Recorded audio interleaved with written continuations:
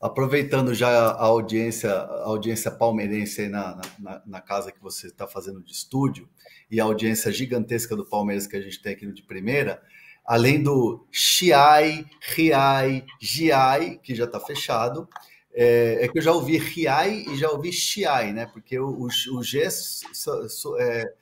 tem um som de J, né, na América do Sul. Argentina, Boca Juniors.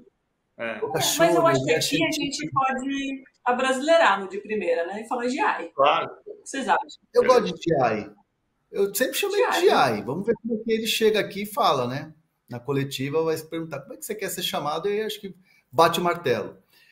Mas eu gosto de Giai. Giai é um negócio legal. Eu gosto.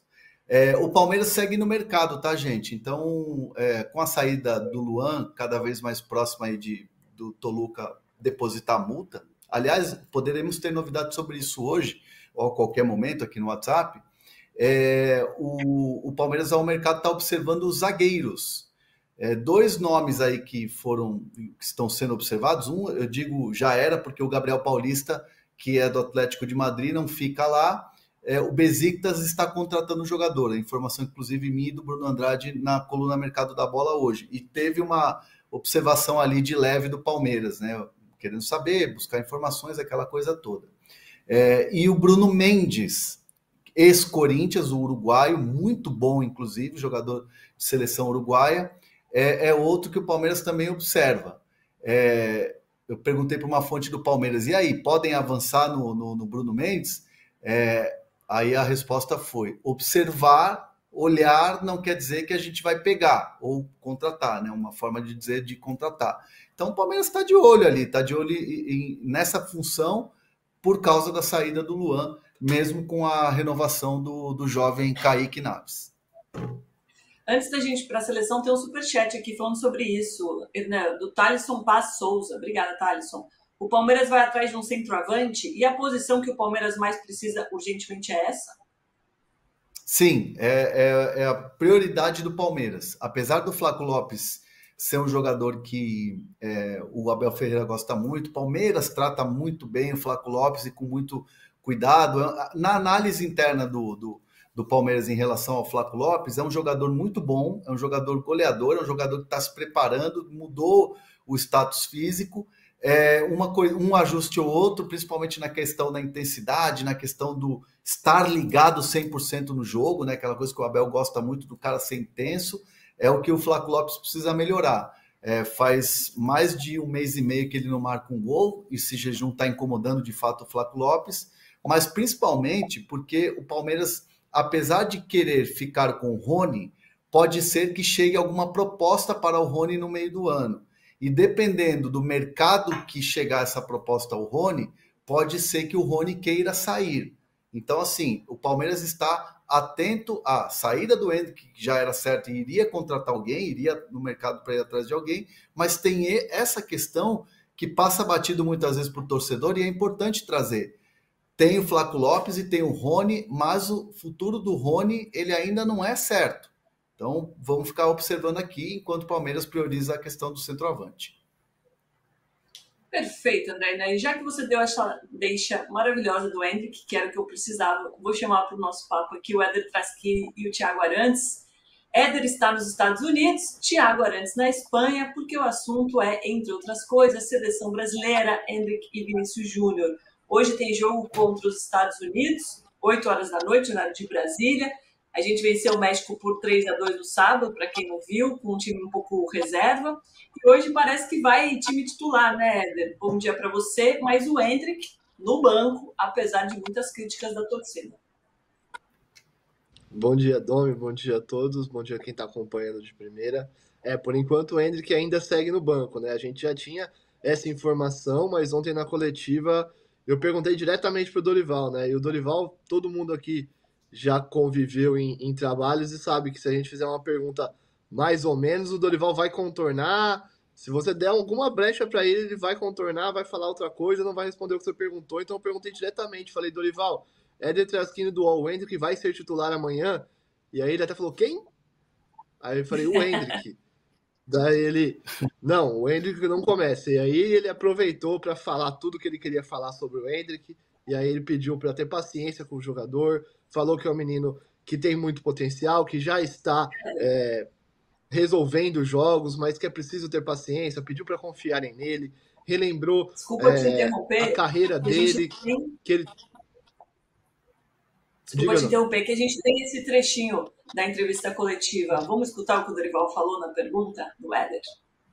Não, o Hendrick não inicia a partida. Nós temos que ter um pouco de cuidado com o Hendrick. Eu acho que vocês acompanham minha carreira aí há algum tempo. Eu, mais do que ninguém, sempre usei demais as categorias de base de todas as equipes que eu trabalhei, desde a minha primeira equipe, Figueirense.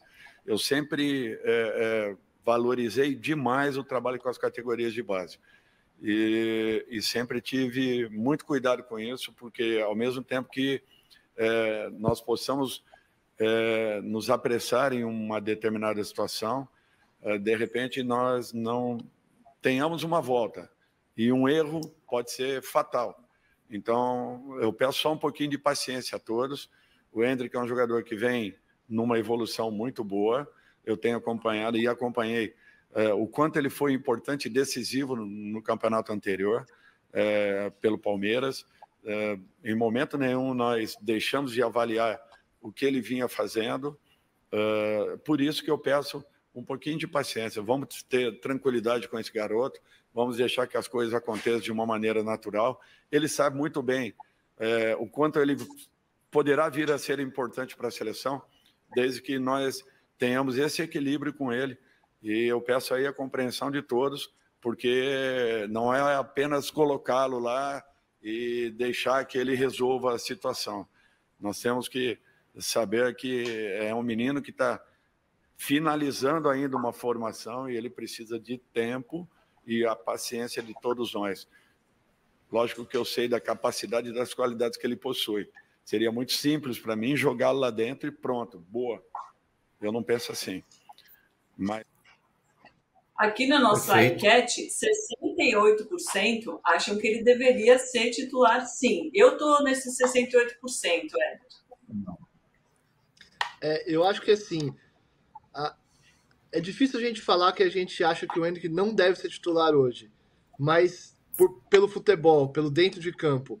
Mas quando você pega para analisar um contexto todo do menino de 17 anos, do caçula da seleção, de um cara que está indo para o Real Madrid agora, de toda essa expectativa que está sendo criada em cima dele, de todas as comparações que vêm sendo feitas, e quando você tem o Dorival, que de fato, o que ele falou ali é verdade, ele é um cara que sempre trabalhou com a base, ele sabe trabalhar com a base. Eu acho que nesse momento, até porque são 2 amistosos só, o Dorival merece um voto de confiança aí, né? Ele assume a seleção tem bons desempenhos, né? Vence na Europa, um jogo que não jogava há muito tempo, um amistoso contra o europeu, consegue essa vitória contra o México com os reservas, que aí foi uma coisa questionada até por que escalar os reservas, mas é uma coisa que também quem acompanha o trabalho do Dorival sabe que ele gosta de fazer gestão de grupo, que ele gosta de deixar todo mundo se sentir importante dentro do elenco, então foi exatamente isso que ele fez. Vai ser um período aí de até 46 dias até a final da Copa América, então ele preza muito por transformar esse ambiente num ambiente legal. E assim, vai ter bastante tempo para o Hendrick ser titular da seleção, ele só tem 17 anos, então acho que não é o fim do mundo ele utilizar um ataque que já funcionou recentemente, né?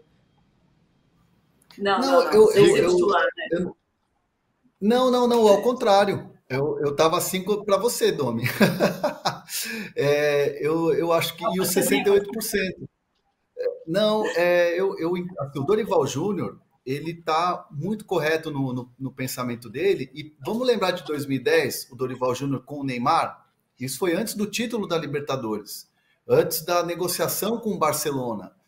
O Neymar já estava naquele momento que ele era o dono do time e tal, e teve aquele entreveiro com ele. Isso foi na conquista da Copa do Brasil. Não foi? Foi isso, PVC? Foi início de 2011. Foi início de 2011, já depois do Copa do Brasil. Em que todo mundo... Foi 2010 ainda. Foi 2010 ainda. Foi 2010, né? Foi 10. Foi ali por outubro de 2010. O entreveiro dele com o Neymar foi em 2010. Campeonato Brasileiro de 2010, jogo contra o Atlético Goianiense. Em 2011, o Santos começa a temporada com o Adilson Batista e depois vem o Muricy, que é campeão da Libertadores em 11. Você vê que ele teve ali aquela questão com o Neymar. O Neymar estava surgindo, estava sendo pedido na seleção brasileira, o Dunga não chamou nem ele nem o Ganso para a Copa. Então, assim, saber segurar e saber colocar no momento certo, o Dorival tem muita experiência. E vamos lembrar o próprio Abel Ferreira quando o Endrick chega no profissional do Palmeiras, que ele ajuda o time no título brasileiro e depois ele tem ali um momento de instabilidade. E aí o Abel pega e coloca ele num momento de... tira ele do holofote, que não é o momento. E aí ele volta muito bem. Né? Volta sendo campeão brasileiro de novo, arrebentando no Campeonato Paulista. Então, assim, não custa nada dosar. E é o que o Éder falou, vai ter 45 dias de convívio se a seleção chegar na final da Copa América, e eu acredito que vai chegar na final da Copa América. Então, é só um amistoso, é só uma preparação. O que a gente não pode começar a criar uma crítica, começar a criar factoides, né? Eu digo a gente como torcedor brasileiro, como as pessoas que frequentam a rede social, por causa de um jogo, de um amistoso de preparação. Muita calma nessa hora. Acho que o Dorival está perfeito. Se eu pudesse dar uma nota para o Dorival, é 10 de 10 da resposta que ele deu ao Éder Traschini e essa condução com ele. Boa, Hernando. Thiago Abrantes. Eu escalaria o Endrick. Eu não acho absurdo não escalar. Não acho absurdo. Mas eu escalaria o Endrick. Até porque o time vai jogar sem centroavante. Vai jogar Rafinha, Rodrigo e Vinícius Júnior. O Rodrigo não é centroavante. Então, mas é um amistoso, PVC. Não, eu entendo. Eu não acho absurdo. Eu escalaria o Endrick. Não acho um absurdo que não se escale. É um cuidado que pode haver. E o outro ponto de vista que eu já expus aqui é que as pessoas, toda vez que você fala sobre números, sobre coisas que estão acontecendo, as pessoas entendem que está havendo uma comparação. Mas não é necessariamente uma comparação quando é uma informação. O Endrick é o primeiro jogador menor de idade a fazer 3 gols pela seleção desde o Pelé. Eu não estou comparando com o Pelé. Eu estou falando que o Endrick fez 3 gols antes de atingir a maioridade. E quem conseguiu fazer isso? O Pelé. Isso significa que o Endrick é melhor que o Pelé, que ele tem que ser comparado com o Pelé, que não são comparados com o Pelé? Não. Não. Mas a informação, ela é precisa. Se a informação está certa, é inegociável. Se estiver errada, a gente corrige.